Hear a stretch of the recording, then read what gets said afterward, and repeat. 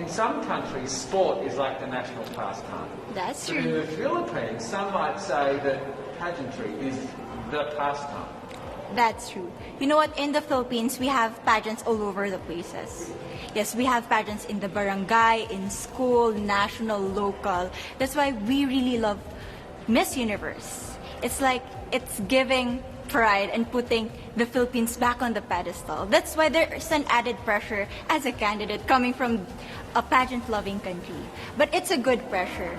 I always look up to our former Miss Universe Philippines. They really did well in the competition.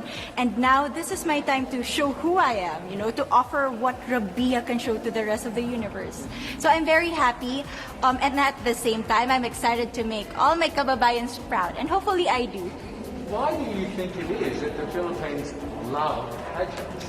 They have appreciation for beauty. We do love pageant because we used to think that we wanted to be included in the world, I have to be honest, in the Philippines, my skin color used to be not the standard of beauty. I was obsessed whitening my skin because these are the kinds of beauty queen we see on the mainstream.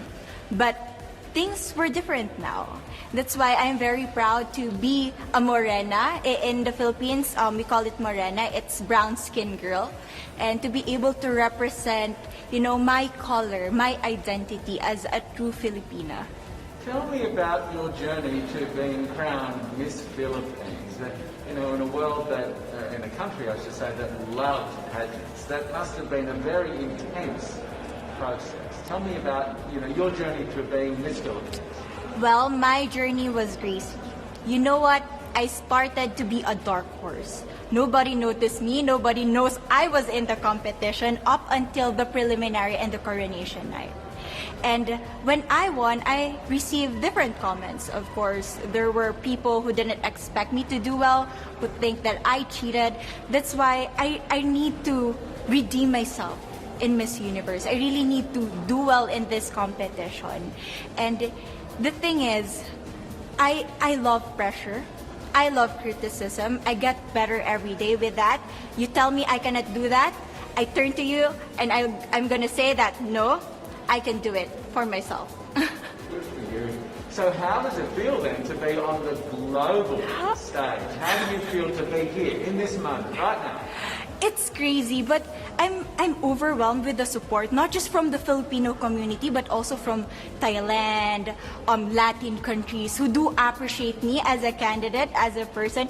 It motivates me that I am beautiful, I can offer so much in this world, and when somebody believes in you, it gives you that extra energy to really do well and perform well.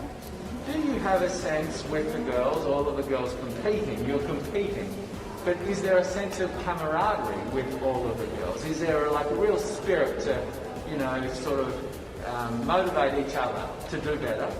You know what? I have a different idea about Miss Universe. I thought it's gonna be very competitive, in a healthy way, well, of course. But now I can see every girl helping each other, from fixing those hairs, from trying to zip up those outfits. It speaks of the closeness and the kind of camaraderie that we want to have. The goal of Miss Universe is not just to crown one girl, but also to build a genuine and long-lasting friendships among us. Would you say within the Miss Universe world, the contestants, is there a sisterhood? Are you sisters? There is sisterhood. I can say I was able to talk to different representatives from different backgrounds, different cultures. And despite our differences, there's so much to be highlighted in what binds us together.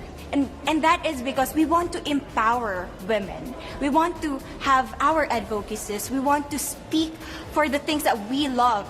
And that's a celebration of women and the beauty that we have. So coming out of this week, obviously you would love to be crowned Miss Universe. Of course. And that would be wonderful, of course, for any of you.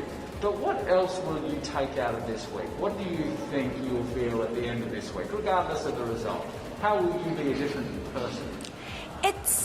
It's the growth and the development that I was able to have during preparing for this training. I will be honest, there was a moment that I lost my identity. because I was put under pressure. I was in that position in which I feel like I'm not good enough. I'm not a good representative of my country, but I was able to bounce back stronger. And if I was able to do that for Miss Universe, I will be able to do that in life. That is my greatest takeaway from Miss Universe. Okay, so the Philippines have a huge amount of fans. Yes. I want you to give us a little bit of a message to the fans here and at home. But send a message. What would you say to all the fans in the Philippines? To all my fans from the Philippines and from all over the world, maraming salamat po. Thank you so much for loving me and for believing in me. It means a lot to somebody who is so naive in this industry, who has no idea how to become a beauty queen on the first day of my journey. But because of your love and support, I was able to be the woman that I am today. And regardless of the result, I may or I may not win the crown, but one thing is for sure, I'm gonna make you all proud.